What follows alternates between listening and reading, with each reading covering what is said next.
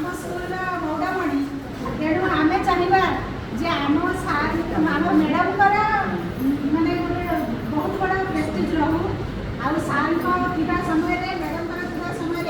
आम विद्यालय बहुत गुड प्रोब्लेम अच्छी जोटा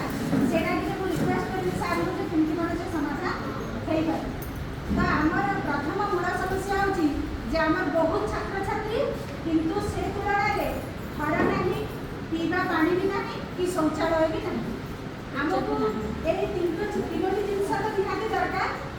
विद्यालय गृहटी केमती हम एवं प्रत्येक कार्य सुरुखुरे हम जो कि आम बड़ा